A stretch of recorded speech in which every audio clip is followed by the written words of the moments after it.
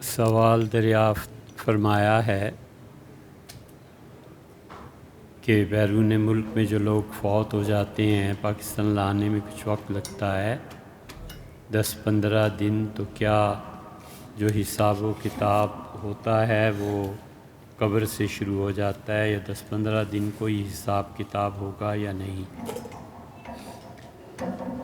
صدیق صاحب، اس بارے میں کوئی حتمی بات نہیں کی جا سکتی۔ آخرت کے جتنے بھی معاملات ہیں وہ انسانی عقل سے عام طور پر ماوراء ہے۔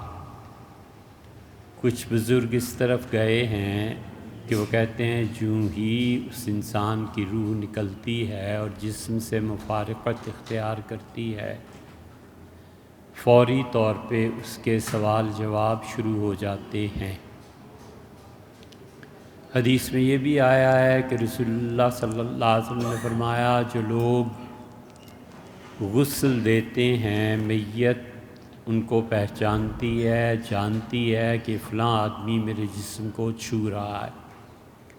حدیث میں یہ بھی آیا ہے کہ میت ان لوگوں کو جو روتے ہیں، عینی رحمۃ اللہ عنہ فتح الباری میں لکھا ہے کہ میت کو اپنے رونے والوں پہ ترس آتا ہے کہ یہ بیچارے میری وجہ سے کتنے پریشان ہو گئے۔ اسی طرح اور بہت سے معاملات ہیں۔ اسی طرح کوئی انسان انتقال کر جاتا ہے، فوری طور پہ اس کا حساب شروع ہو جائے، عین ممکن ہے۔ اور وہ 8-10 آدمی جنہیں عذاب قبر ہوتا ہی نہیں ہے، وہ لوگ ایسے ہیں کہ ان کا حساب کتاب اللہ کی انعامات شروع ہو جاتے ہیں۔ ہر آدمی کے بارے میں فیصلہ نہیں کیا جا سکتا کہ کیا ہے۔ درندے کھا جاتے ہیں، لاش اس کی جلا دی جاتی ہے، یا وہ لوگ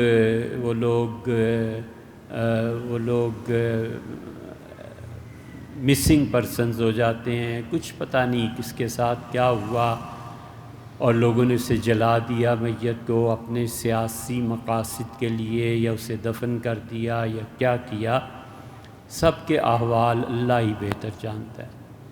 ایک قول یہ بھی ہے کہ قبر میں تدفین سے پہلے اس سے کوئی حساب و کتاب نہیں ہوتا، اور رسول اللہ صلی اللہ علیہ وسلم نے فرمایا کہ وہ تمہاری قبروں کی آواز سن رہا ہوتا ہے اور فرشتے اسے بٹھا دیتے ہیں۔ حضور صلی اللہ علیہ وسلم جنازہ پڑھاتے تھے، قبر پہ مٹی وغیرہ ڈل جاتی تھی تو فرماتے تھے فالآن یسأل، اب اس سے سوال جواب شروع ہونے والے ہیں، اور رکے رہو تاکہ اس کا دل ثابت رہے۔ باہر آواز ہے، کوئی سے سمجھا دیں ذرا، رک جائیں۔ تو رسول اللہ صلی اللہ علیہ وسلم نے فرمایا کہ اب سوالات شروع ہو جاتے ہیں، اس لیے یہ جو چیز ہم نے چھوڑ دی ہے اسے ہمیشہ اپنائے رکھنا چاہیے، اور وہ یہ ہے کہ آدمی جتنا بھی میت سے قرب ہو، جتنا بھی تعلق ہو، اس کی قبر کے پاس بیٹھا رہے، اور جتنی دیر میں عصر سے مغرب 1-1.5 گھنٹہ کوئی نہ کوئی خدا کی یاد کرتا رہے۔ حضور صلی اللہ علیہ وسلم، یہ آواز کیا ہے؟ بار بار ادھر توجہ جاتی ہے۔ یہ رسول اللہ صلی اللہ علیہ وسلم فرماتے تھے اب اس سے پوچھا جا رہا ہے تو تمہارا بیٹھا رہنا اس کے دل کو سکون دیتا ہے۔ فرمایا اس کی تثبیت کے لیے، اس کی دل جمعی کے لیے، اس کے دل کو اپنے اطمینان اور جگہ پہ آنے کے لیے تم اب بیٹھ جاؤ اس کی قبر کے ساتھ۔ پہلے لوگ بیٹھتے تھے، اب تو بالکل ہی نہیں بیٹھتے، اور یہ اب کرنا چاہیے کہ جتنا میت سے واسطہ تھا 1-1.5 گھنٹہ وہاں بیٹھ کے تلاوت کرے، تسبیح پڑھے، اللہ کا ذکر، کوئی بھی درود شریف پڑھے، استغفار کرے، جو بھی کرے، لیکن بہرحال تدفین کے بعد جتنے بھی اس کے قریبی لوگ ہیں انہیں چاہیے کہ بیٹھیں اور آخر پہ پھر اللہ سے دعا مانگے۔ ایک سوال یہ فرمایا ہے کہ سعودیہ میں کام کے غرض سے مقیم ہے اور عصر کی نماز مثل اول پر ادا کی جاتی ہے۔ یہ سوال بہت مرتبہ آ چکا، اور بھیا بہت مرتبہ اس کا جواب دے چکے۔ ہم حنفیوں کے نزدیک بھی عصر کا اصل وقت وہ شروع ہوتا ہے جب اہل حدیث حضرات کا شروع ہوتا ہے یا سعودیہ میں شروع ہوتا ہے۔ وہ تو امام ابو حنیفہ رحمۃ اللہ علیہ کی ایک روایت ایسی بھی آئی ہے جس میں معلوم ہوتا ہے حضور صلی اللہ علیہ وسلم عصر تاخیر سے پڑھتے تھے۔ ہمارے صوفیہ نے اسے بہت ترجیح دی ہے، باقی بھی اب تو ہر جگہ اسے ترجیح حاصل ہے، اس لیے عصر تھوڑا سا دیر سے پڑھتے ہیں، ورنہ اس میں کوئی حرج نہیں، بالکل ٹھیک ہے وہ نماز۔ امام محمد ابو یوسف طحاوی رحمہ اللہ سب قائل ہیں، نماز ان کے ساتھ بالکل ہو جائے گی۔ فجر کی نماز صبح صادق سے قبل ہوتی ہے، یہ ہمیں معلوم نہیں بھائی، فجر کی نماز صبح صادق کے بعد ہی ہوتی ہے، جہاں تک ہمیں علم ہے صرف یہ ہے کہ اذان کبھی کبھی لوگ فجر کی صبح صادق سے پہلے دے دیتے ہیں، وہ ہمارے ہاں بھی ہوتا ہے۔ جو لوگ بھی تہجد کے وقت اٹھتے ہیں وہ جانتے ہیں کہ آج صبح صادق کس وقت ہوگی، لیکن ان سے پوچھو اذانیں اس سے پہلے ہی 5-10 منٹ شروع ہو جاتی ہیں۔ تو امام ابو یوسف رحمۃ اللہ علیہ حنفیوں میں قائل ہیں کہ وہ اذان ہو جاتی ہے، باقی حنفی اس کے قائل نہیں ہیں۔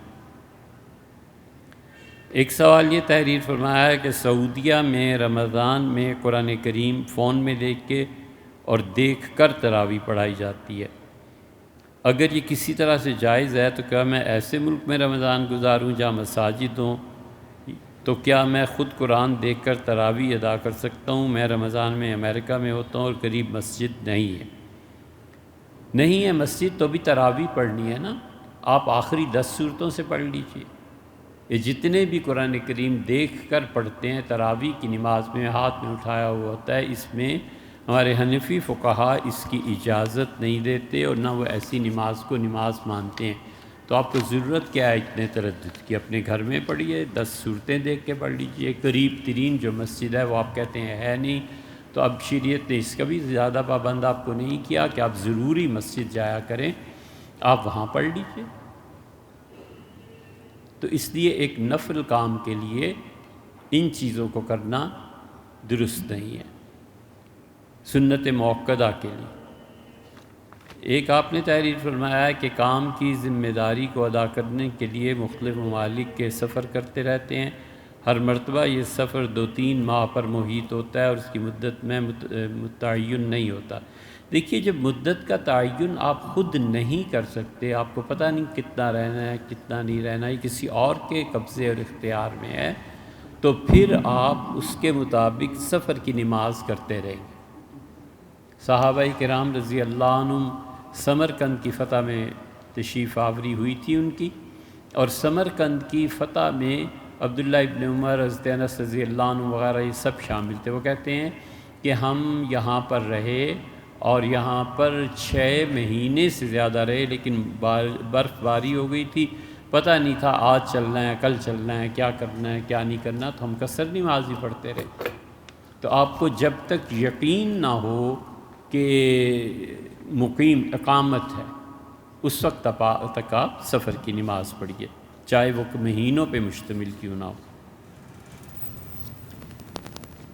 ایک سوال اور تحریر فرمایا ہے، وہ یہ کہ I have 2 questions. Which book is best and authentic to study about life of Hazrat Adam علیہ السلام and his sons؟ کوئی کتاب ایسی نہیں۔ حضور اقدس صلی اللہ علیہ وسلم نے جو چیزیں سیدنا آدم علیہ السلام کے متعلق بیان کر دی ہیں اور صحیح سند سے ثابت ہے، ہمارے پاس ایک وہ سورس ہے، ایک قرآن کریم ہے۔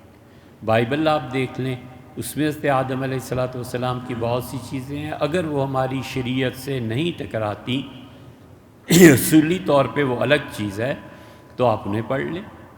باقی آدم علیہ السلام سے کوئی تاریخ اس کی مستند لکھی جاتی یہ نہیں ہے۔ مسلمان مورخین خاص طور پہ عرب، ان کے لکھنے کا انداز یہ ہے کہ یہ کائنات کے پہلے دن سے ہی آغاز کرتے ہیں کہ حضرت آدم علیہ السلام کے زمانے میں کیا ہوا، پھر وہ روایات لکھتے چلے جاتے ہیں، اور آپ کو تاریخ کا معلوم ہی ہے کہ کبھی وہ صحیح ہوتی ہے کبھی نہیں ہوتی، تو اس لیے کوئی ایسی کتاب نہیں ہے۔ آپ زیادہ ترتیب کے لیے اگر دیکھنا چاہیں تو مولانا حفظ الرحمان سیوہاروی رحمۃ اللہ علیہ کی ایک کتاب ہے قصص القرآن، اسے پڑھ لیں۔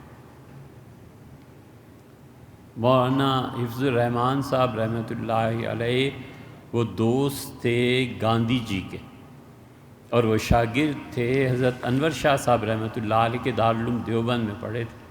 یہ جو ڈنڈی مارچ ہوا تھا نا اس کا گاندھی جی کا، اور گاندھی جی نے ستیہ گرہ تحریک بھی چلائی تھی ایک اور تحریک نمک پانی، سمندری پانی سے نمک بنانا اور بائیکاٹ کرنا، اور یہ جو چیزیں تھیں اس میں حضرت مولانا حفظ الرحمن سیوہاروی رحمۃ اللہ علیہ نے ایک حدیث بیان کی تھی۔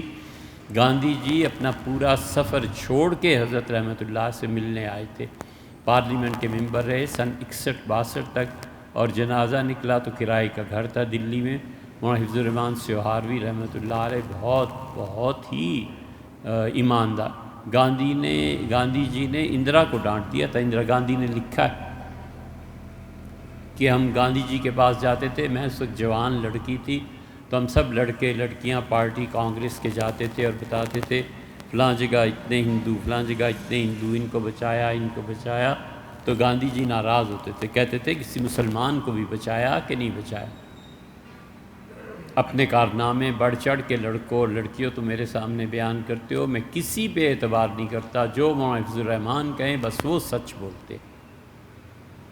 ان کی وہ سیاست منحوس میں دخل نہ دیتے، اور وہ لکھتے رہتے، بہت بڑے علماء کرام میں سے ہوتے۔ انہوں نے ایک اسلام کا معاشی نظام لکھا ہے، ایک قصص الانبیاء لکھی ہے، تو اس کو دیکھ لیجئے آپ۔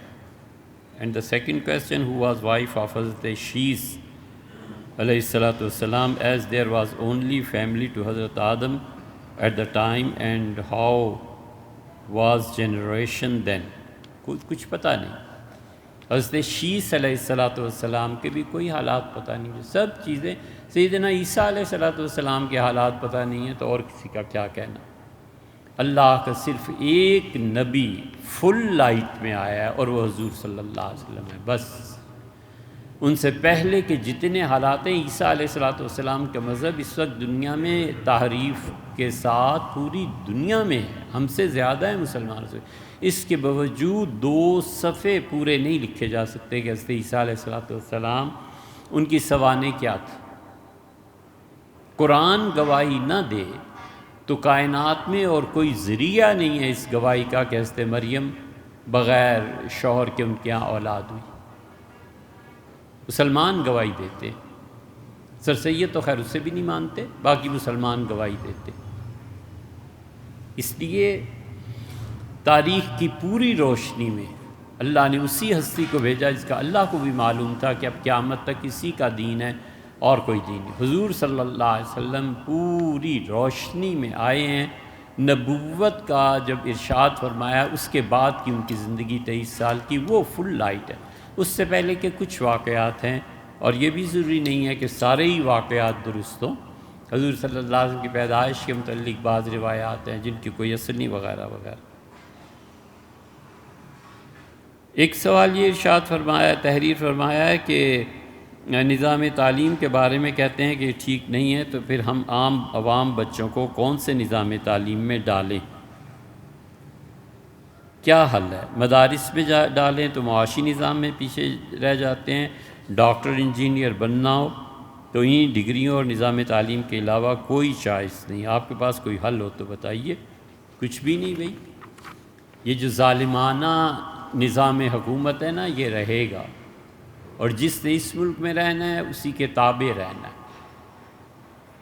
کوئی ایسا نظام تعلیم ملک میں کسی کے پاس بھی نہیں ہے جو بچوں کو سدھار سکے۔ اسی ظالمانہ نظام میں زندگی بسر کرنی ہے، اسی جابرانہ نظام میں رہنا ہے۔ ایک ہے قدرت کا جبر۔ قدرت کا جبر، ذلت قوموں کے نصیب میں جب لکھ دی جائے نا، تو پھر یہی ہوتا ہے جو ہمارے ہاں ہو رہا ہے۔ اللہ کہتا ہے کہ ہم نے 40 سال تک بنی اسرائیل کے متعلق کہہ دیا کہ اگر یہ کام نہیں کریں گے تو یہ زمین حرام ہے ان پہ کہ ہم انہیں وہاں کوئی سکھ چین دیں۔ 40 سال قوم نے ایسے ہی گزارے۔ اسی لیے اللہ کہتا ہے فاستخف قومہ، فرعون نے اپنی قوم کو ڈرایا، فَأَطَاعُوهُ، قوم نے اپنے فرعونوں کی اطاعت کر لی، اور فرعون نے جو ڈرایا تھا ڈر گئے، یہ فاسق لوگ تھے۔ تو اس لیے جو بھی اس نظام تعلیم کو مسلط کرنے والے ہاتھ ہیں، اللہ کا جبر نہیں ہے، یہ انسانوں کا انسانوں پہ جبر ہے۔ انسانوں کا انسانوں پہ جبر پھر دو صورتیں اختیار کر لیتا ہے، یا تو پھر آپ روسو کو پڑھیں، یا تو آپ پڑھیں فرینچ ریولیوشن کہ کیا ہوتا ہے، یا تو آپ پڑھیں اینگلس کو، مارکس کو۔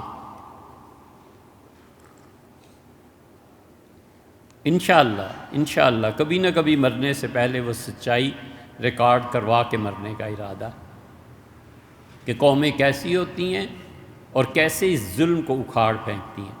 اور یا پھر آپ دوسرا طریقہ اختیار کرتے ہیں ظلم پہ احتجاج کا، تو پھر آپ پڑھ لیں جالب کو کہ حبیب جالب کے ساتھ کیا ہوا، میں نہیں مانتا، اور اس پر جو جبر ہوا بغاوت کا، اس کا نتیجہ یہ ہے کہ اس کی بیٹی طاہرہ لاہور میں ٹیکسی چلا کے گھر کا خرچہ پورا کرتی ہے۔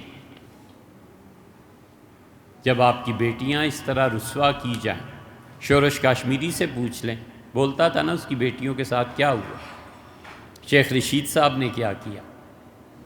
آپ پڑھتے بھی نہیں نا، مصیبت تو یہ۔ اسی لیے اس نے کہا کہ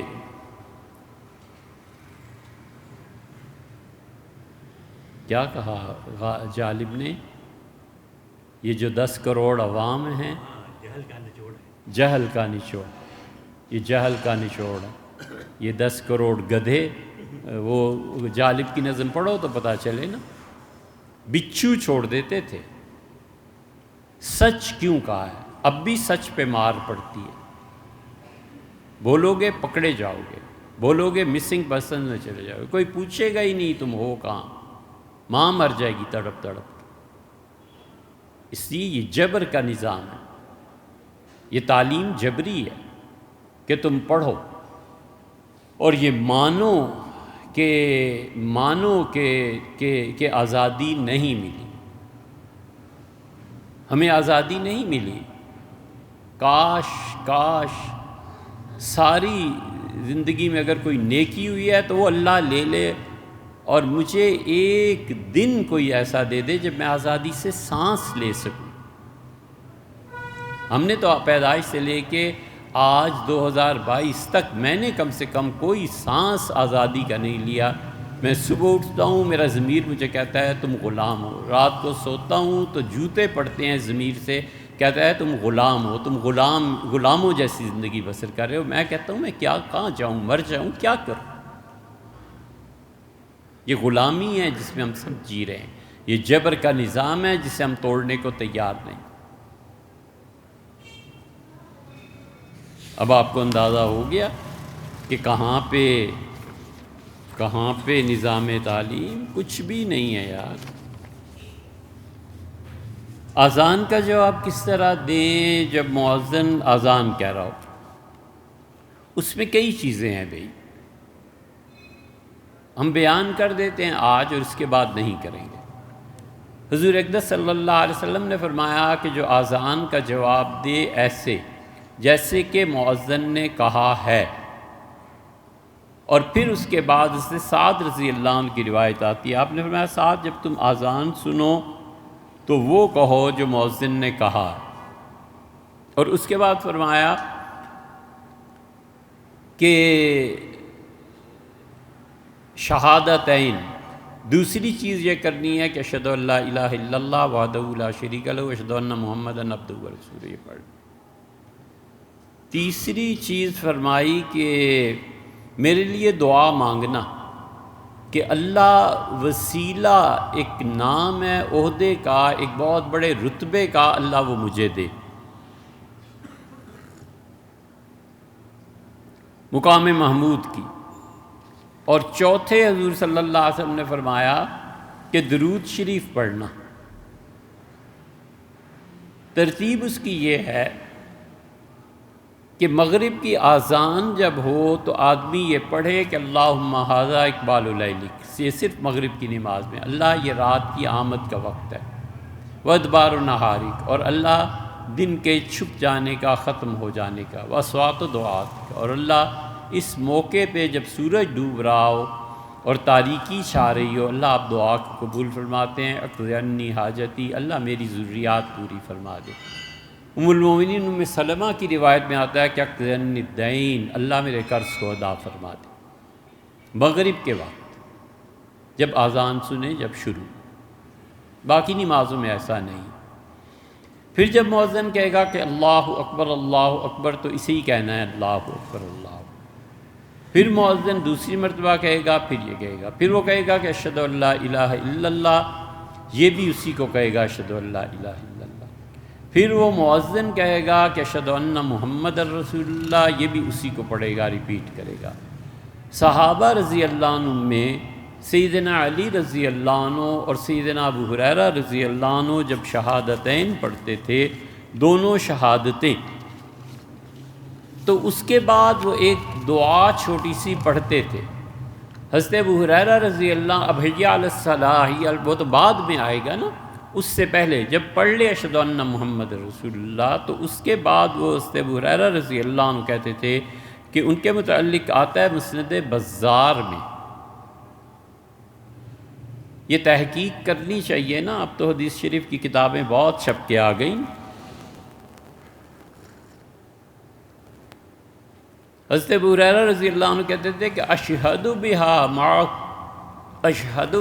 مع کل شاہد، اللہ تیرے وحدانیت اور حضور صلی اللہ علیہ وسلم کی رسالت پہ اس وقت کائنات میں جتنی بھی چیزیں شہادت دے رہی ہیں، اشہد بہا مع کل شاہد، ہر شہادت دینے والے کے ساتھ میں بھی شہادت دیتا ہوں، میں بھی قسم کھاتا ہوں، میں بھی گواہی دیتا ہوں کہ اللہ آپ ایک ہیں اور حضور صلی اللہ علیہ وسلم آپ کے رسول ہیں۔ وَأَتَحَمَّلُهَا عَنْ كُلِّ جَاهِدٍ، اور اللہ جو ان دو شہادتوں کا انکار کرتا ہے، اگر مجھ پہ ظلم کرے گا تو میں صبر کر لوں گا، مگر ان دو شہادتوں سے میں نہیں ہٹوں۔ کیسا زبردست جملہ، یہ عزم ہے، یہ حوصلہ ہے۔ اشہد بہا مع کل شاہد وتحمل عن کل جاہد، ہر انکار کرنے والے منکر کے مقابلے میں اللہ کبھی ایسا ہو گیا تو میں صبر برداشت کر لوں گا، ان شہادتوں سے نہیں تھے۔ سیدنا علی رضی اللہ عنہ کا جملہ تو کیا کہنا، یہ دونوں شہادتیں سنتے تھے۔ اور پھر سیدنا علی رضی اللہ عنہ کے متعلق آیا ہے کہ وہ جب کہتا تھا مؤذن کہ اشہد ان لا الہ الا اللہ، تو وہ کہتے تھے اشہد ان لا الہ الا اللہ۔ وہ کہتا تھا اشہد ان محمد الرسول اللہ، وہ پھر یہ کہتے تھے۔ اور پھر ان دو شہادتوں کے بعد کہتے تھے اشہد ان لا الہ الا اللہ واشہد ان محمد الرسول اللہ وان الذین جاہدوا سیدنا محمدا هم الکاذبون۔ اور اللہ تیسری شہادت دیتا ہوں، تیسری گواہی دیتا ہوں، ان الذین جاہدوا سیدنا محمد، جو ہمارے آقا و مولا حضرت محمد صلی اللہ علیہ وسلم کا انکار کرے، ہم الکاذبون، اللہ میں قسم کھاتا ہوں یہ سب جھوٹے۔ یہ ہے نا ایمان۔ سیدنا علی رضی اللہ عنہ ان چاروں شہادتوں کو سنتے تھے، دو توحید کی، دو رسالت کی، اور پھر پڑھتے تھے کہ ان الذین جاہدوا سیدنا محمد صلی اللہ علیہ وسلم کی نبوت سے جو انکار کرتا ہے، ہم الکاذبون، اللہ گواہی دیتا ہوں اس بات کی کہ یہ جھوٹے ہیں۔ اس کے بعد حی علی الصلاح یہ کہے، اور رسول اللہ صلی اللہ علیہ وسلم نے فرمایا کہ اس کے بعد پڑھو لا حول ولا قوت الا باللہ۔ پھر وہ یہ کہے گا کہ حی علی الصلاح، تو اس پہ بھی فرمایا کہ یہ پڑھو، تو دو جملے پڑھنے ہیں، حی علی الصلاح اور لا حول ولا قوت الا باللہ، حی علی الصلاح لا حول ولا قوت الا باللہ۔ مت بولو بھی، ذہن ٹھیک نہیں رہتا۔ تو یہ دو جملے اس میں پڑھنے۔ اب آگے ملاؤ کیا کہنا چاہیے۔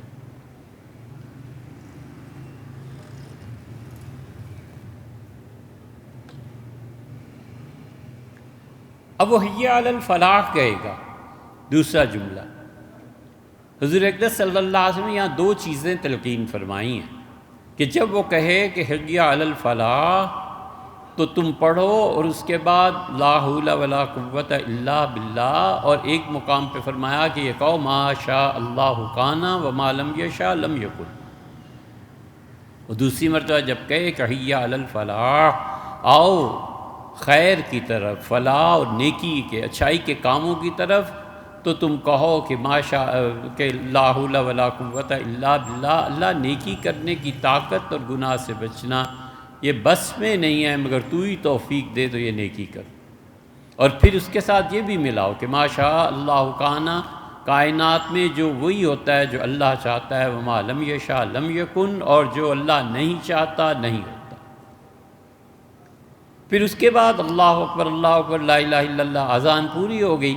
اور اگر فجر کی اذان ہو تو جب مؤذن یہ کہے کہ الصلاۃ خیر من النوم، تو فرمایا اس کا جواب دینا کہ صدقتا و بررتا، تم نے سچ کہا اور تم نے نیکی کمائی، تم نے میری تذکیر کر دی، مجھے نصیحت کر دی۔ اب جب اذان پوری ہو جائے تو پھر وہ جو ہم نے آپ سے عرض کیا ہے وہ کرنا چاہیے کہ اس کے فوراً بعد شہادتین کلمہ طیبہ پڑھنا چاہیے، اور وہ حضور اقدس صلی اللہ علیہ وسلم کے لیے دعا مانگنی چاہیے مقام محمود کی، اللہم رب ھذہ الدعوۃ التامہ والصلاۃ القائمہ، یہ، اور پھر اس کے بعد درود شریف پڑھنا چاہیے۔ درود شریف کے ساتھ ساتھ حضرت عبداللہ ابن عمر رضی اللہ عنہ کی بھی ایک روایت آئی ہے۔ ابن عمر رضی اللہ عنہ جب یہ پڑھتے تھے، یہ آئی ہے امام بہقی رحمۃ اللہ علیہ سنن کبریٰ میں یہ روایت لائے ہیں کہ حضرت عبداللہ ابن عمر رضی اللہ عنہما کہتے تھے اللہم رب ھذہ الدعوۃ التامہ، اے پروردگار جو مالک ہے، جس نے اصل میں ہمیں پوری دعوت دی ہے کہ ہم نماز پڑھیں، اپنا پیغام پورا پہنچائے، المستجاب لہا، اور جو بھی آدمی اس پیغام پہ عمل کرتا ہے کامیاب ہوتا ہے، کامیابی کی چیز ہے۔ دعوت الحق، اللہ یہ سچائی کی دعوت تھی جو میں نے سنی، یہ اذان جو دہرائی گئی سچ پہ مشتمل تھی، وکلمۃ التقویٰ، اور اللہ یہ بڑی نیکی اور بہت بڑے شرف کی بات ہے کہ میں اس کا جواب دوں۔ توفنی علیہا، اللہ جو کچھ اس مؤذن نے کہا ہے، اس اذان میں جو کچھ کہا گیا ہے، اللہ مجھے اسی پہ موت دے۔ وجعلنی من صالح اہلہا عملا یوم القیامہ، اور اللہ قیامت میں مجھے ان لوگوں کے ساتھ اٹھا جو اس دعوت پر عمل کرتے تھے، یعنی دعوت تھی نماز کی، وہ نماز پڑھتے تھے، اللہ مجھے قیامت میں اس پر اٹھا۔ یہ دعا ہے جو کتابوں میں آئی ہے۔ مختلف محدثین جو ہیں انہوں نے مختلف روایات لکھی ہیں، لیکن یہ سب چیزیں ایسی ہیں جو استحباب کے درجے میں مستحب ہیں، مگر بہت بڑی چیز ہے، آدمی اگر یہ چیزیں پڑھتا رہے تو ایمان مضبوط رہتا ہے۔ ایک سوال یہ تحریر فرمایا رحیم یار خان سے منور صاحب نے کہ اگر عورت اپنے شوہر کو بغیر کسی شرعی عذر کے تعلق قائم نہ کرنے دے تو کیا وہ زبردستی کر سکتا ہے؟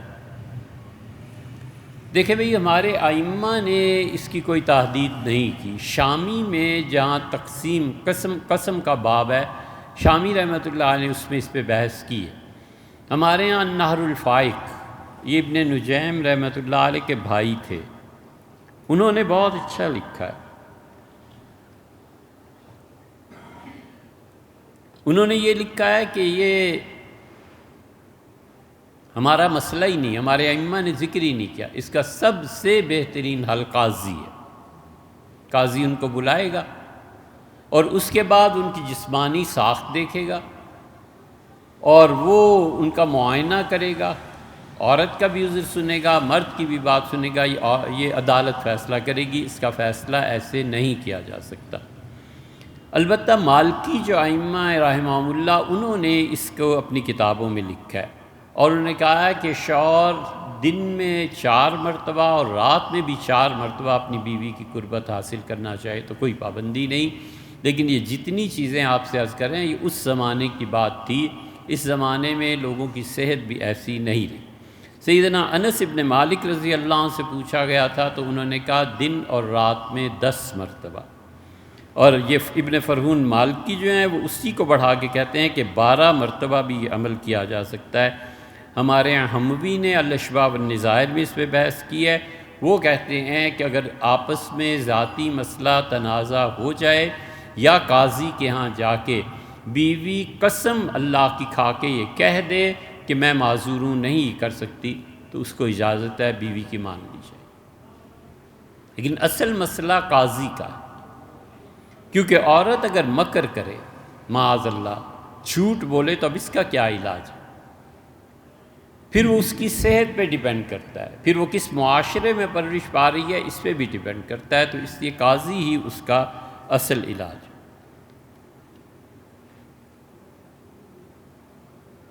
ایک سوال یہ فرمایا ہے کہ کھانا کھانے کے بعد کی دعا حدیث کی تمام کتابوں میں اس میں من المسلمین نہیں ہے، مراد یہ ہے کہ اللہ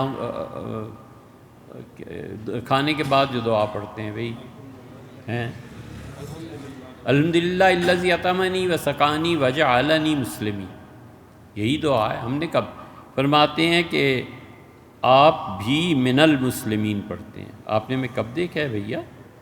کب ہمارے ساتھ کھانا کھایا ہے؟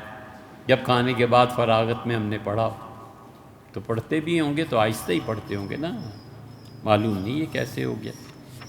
سیدنا عمر رضی اللہ عنہ کی شہادت کس مہینے میں ہوئی تھی؟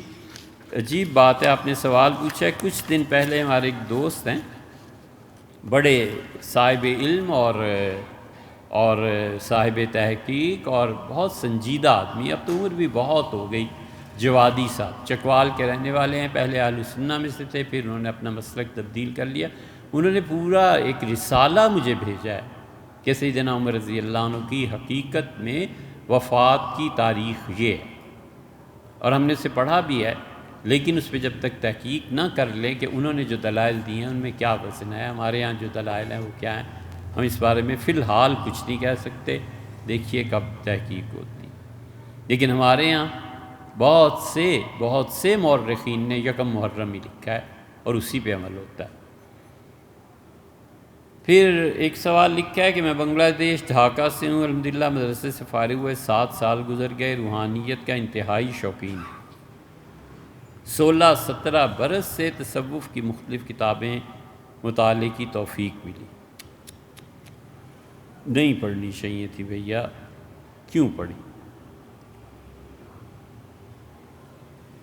تصوف میں بہت سی چیزیں جو ان کے رموز و اسرار ہیں یہ عام آدمی کی سمجھ میں نہیں آ سکتے، ہم جانتے نہیں اب آپ کا کیا معیار ہے علمی لیول پہ۔ سوال یہ ہے کہ مجھے اللہ رب العزت کی اکمل درجے کی معرفت، توحید حالی اور تمام مقامات جسے متقدمین اولیاء اللہ کو حاصل ہوتے تھے، جیسے کہ مقام فنا، فنا در فنا، مقام بقا، شہود، معیت خاصہ، یہ سبحان اللہ، نسبت حضوری، دائمی یاداشت، سیر اللہ، سیر فی اللہ کے تمام درجات، اور نسیانی ما سوی اللہ، اور مطلق ظہول، تمام نعمتیں روحانی حاصل ہوں، تمام و ہر کسی شے کے عوض میں ہو، حاصل کرنے کی انتہائی خواہش ہے۔ برائے کرم بتائیں کہ کیا اس زمانے میں بھی یہ نعمتیں ممکن ہے؟ اگر ہے تو اس کی خاطر کیا کیا طریقہ اختیار کرنا چاہیے؟ ان تمام مقاصد میں اعلیٰ درجے کی کامیابی کے لیے کس شیخ سے منسلک ہونا زیادہ بہتر ہوگا؟ براہ کرم اللہ تعالیٰ کے واسطے بتا دیجئے، میں بہت ممنون ہوں گا۔ اللہ کا واسطہ دینے کی کیا ضرورت تھی بھیا، ویسے ہی بات کر لیتے، لیکن آپ نے اب اللہ کا واسطہ دیا ہے تو عرض کرنا پڑتا ہے کہ تصوف کی کتابیں پڑھنا چھوڑ دینی چاہیے۔ یہ جتنے مقامات کے نام آپ نے لکھے ہیں نا، یہ کوئی ایسی دنیا نہیں ہے جس میں کوئی انسان ٹریولنگ نہیں کر سکتا، کام نہیں کر سکتا۔ ہمارے جو مشائخ تھے ان سب نے یہ چیزیں دیکھی ہوئی تھی، انہیں پتہ تھا مقام معیت کیا ہے، وہ یہ بھی جانتے تھے کہ خدا تعالیٰ کی روحانی نعمتیں کیسے حاصل ہوتی ہیں، یا دائمی یاداشت، سیر اللہ کی طرف تو وہ پہلے ہی دن لے چلتے تھے۔ سیر فی اللہ میں نقشبندیہ کا اپنا طریقہ ہے، اور حضرت حاجی امداد اللہ صاحب مہاجر مکی رحمۃ اللہ علیہ کے خلفاء کا اپنا طریقہ۔ یہ کوئی ایسی چیزیں نہیں ہیں جو حاصل ہونے والی نہ ہو۔ ابن عربی رحمۃ اللہ علیہ جو کچھ ذکر کرتے ہیں فتوحات اور فصوص الحکم میں، اور جو کچھ حضرت مجدد الفسانی رحمۃ اللہ علیہ اپنے مکتوبات میں فرماتے ہیں، اور شاعری میں علامہ اقبال تصوف کے جن مقامات کی بات کرتے ہیں، اور فرید الدین عطار رحمۃ اللہ علیہ منطق الطیر میں جو سلوک کی مباحث فرماتے ہیں، حکیم صنائی نے اپنی کتابوں میں اور مثنوی میں معروم بار بار جو فنائیت اور وحدت الوجود اور شہود اور یہ چیزیں لاتے ہیں، شہود تو خیر اس کے بعد ہی آیا ہے۔ یہ جتنے مقامات ہیں اور جو کچھ آپ نے لکھا ہے سب کے سب قابل حصول ہے، کوئی ایسی بات نہیں، لیکن اس کی تیاری آپ نے کتنی کی ہے تو آپ ہی جانتے ہو۔ یہ مقامات اور یہ چیزیں اللہ تعالیٰ ان لوگوں کو بڑی آسانی سے اللہ ان کو دکھاتا بھی ہے، اور خدا یہ سب طے کراتا ہے، اور اللہ تزکیہ بھی فرماتا ہے، بشرطے کہ سالک چلنے والا اس کو اعتراض کی عادت نہ ہو۔ اپنی طبیعت پہ غور کر لینا چاہیے، ہر چیز پہ اعتراض۔ جو لوگ مشائخ پہ اپنے شیخ پہ اعتراض کرتے ہیں وہ در حقیقت کانٹوں کی فصل لگا رہے ہوتے ہیں، نہیں چل سکتے، سمجھے؟ تو اپنی طبیعت کو بھی دیکھ لینا چاہیے کہ اگر مجھے ہر چیز پہ اعتراض پیدا ہوتا ہے تو اس کا مطلب یہ ہے کہ محرومی مجھے خود ہی حاصل ہے۔ ماشاءاللہ اس مقام پہ خود ہی فائز ہوں، کسی کو کہنے کی ضرورت کیا۔ اور جب پازیٹیو سوچ ہوتی ہے کہ ممکن ہے ان کے پاس عذر ہو جو مجھے نہ سمجھ میں آ رہا ہو، ممکن ہے کوئی عذر بھی نہ ہو، تو میں نے اپنا کام کرنا ہے یار، جو تعلیم ہے اس پہ عمل کرنا ہے، یہ چیزیں ہوتی ہیں۔ اور اسی طرح دوسری چیز، ایک اعتراضات اور جھوٹ سے طبیعت پاک، یہ نہ ہو کہ ایسے ہی خواب گھڑ گھڑ کے سناتا رہے کہ یہ ہوا اور یہ ہوا۔ وہ اگلے جو ہوتے ہیں نا وہ اتنے بھی غافل نہیں ہوتے، اللہ تعالیٰ خواب میں بھی بتا دیتا ہے کہ یہ ایک جھوٹا آ گیا ہے، یہ ایک منافق آ گیا ہے، اور اللہ تعالیٰ آثار سے بھی ظاہر کر دیتا ہے کہ حقیقت کچھ نہیں ہے۔ اور ایسے بھی ہوتا ہے، حضرت تھانوی نور اللہ مرکزو تو ایسے کو نکال ہی دیتے تھے، سیدھا سادہ، حضرت فرماتے جاؤ چلو کام کرو۔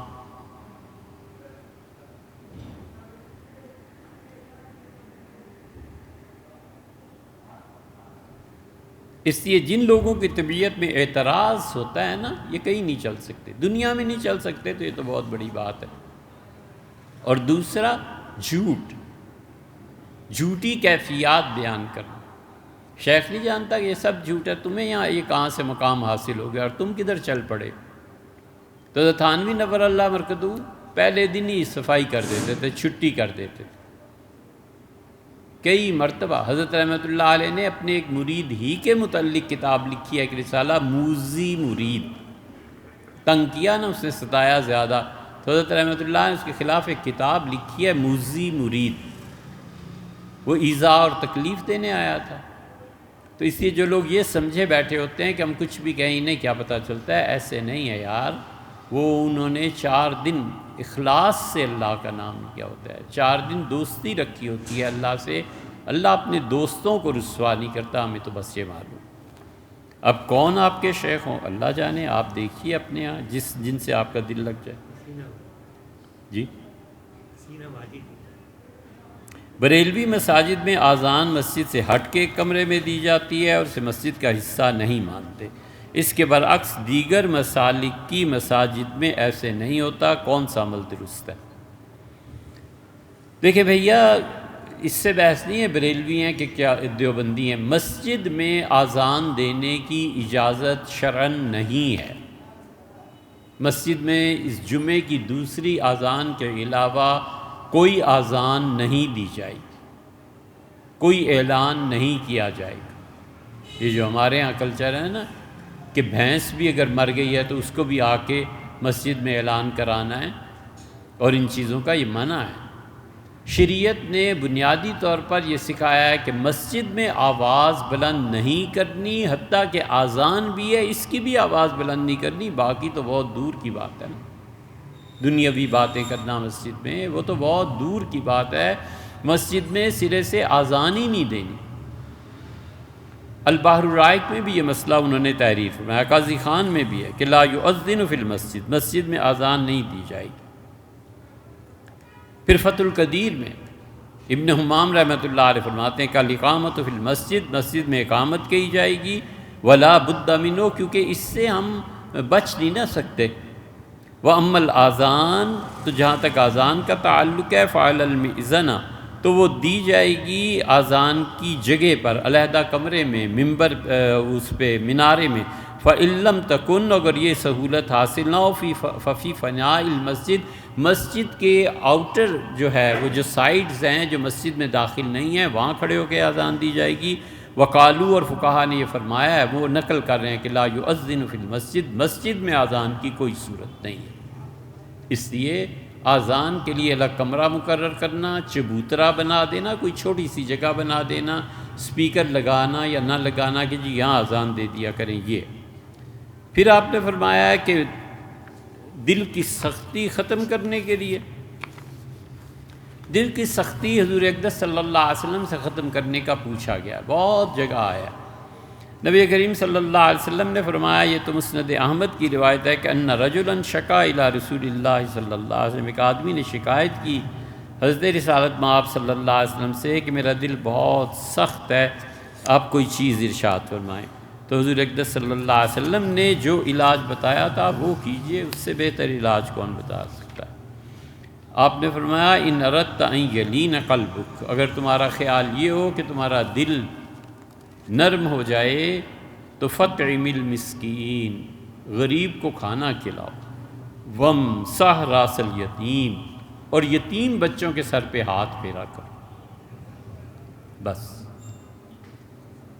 فیض الاسلام یتیم بچے ہیں نا، دیگ لے جاؤ، وہاں ٹافیاں لے جاؤ، کوئی چھوٹی سی چیز لے جائیں، اور جو بچہ وہ لے لے جس میں آپ تقسیم کریں، اس کے سر پہ ہاتھ بھی پھیر دیں۔ حضور اقدس صلی اللہ علیہ وسلم نے فرمایا اس سے تمہارا دل نرم پڑ جائے گا۔ دوسری جگہ عرض کیا گیا حضرت انس رضی اللہ عنہ کی روایت میں، تو انہوں نے فرمایا مسند احمد میں کہ حضور اقدس صلی اللہ علیہ وسلم نے ہمیں قبرستان جانے سے منع کیا تھا، ایک، اور دوسری بات یہ فرمائی تھی کہ قربانی کا گوشت 3 دن سے زیادہ نہ رکھنا، اور تیسرے جن برتنوں میں شراب پی جاتی ہے انہیں گھر سے نکال دو۔ تو حضور اقدس صلی اللہ علیہ وسلم تشریف فرماتے تو فرمایا انی قد کنت نہیتکم عن ثلاث، میں نے 3 چیزوں سے تمہیں منع کیا تھا نا، ثم بدا لی فیہن، پھر مجھے خیال آیا کہ ان 3 چیزوں کو میں پھر تمہیں بتاؤں۔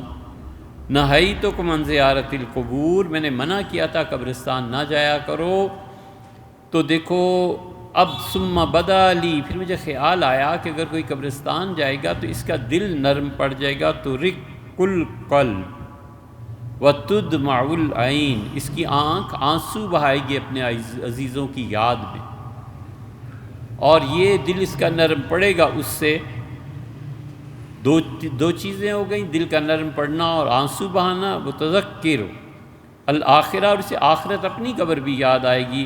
فزوروہا، دیکھو قبرستانوں میں آج سے میں کہتا ہوں جایا کرو، ولا تقولوا حجرن، اور فضول باتیں نہ کرنا، بکنا نہیں ہے، فضول باتیں نہیں کرنی، اللہ تعالیٰ سے شکوہ وغیرہ وغیرہ۔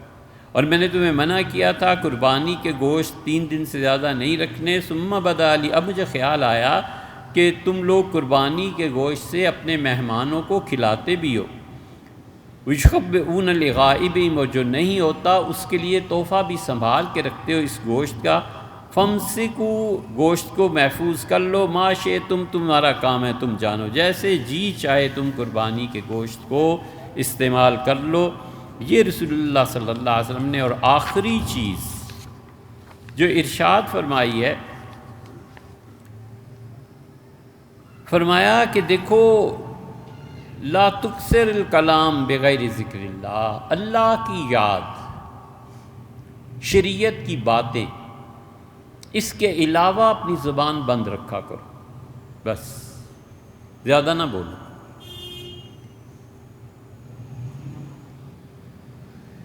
الکلام بغیر ذکر اللہ، اللہ کی یاد کے علاوہ بات نہ کرنا، فإن کثرت الکلام بغیر ذکر اللہ قسوۃ، یاد رکھو اللہ کی یاد کے علاوہ جو زبان فضول باتوں میں چلتی ہے نا، اس سے دل سخت ہو جاتا ہے۔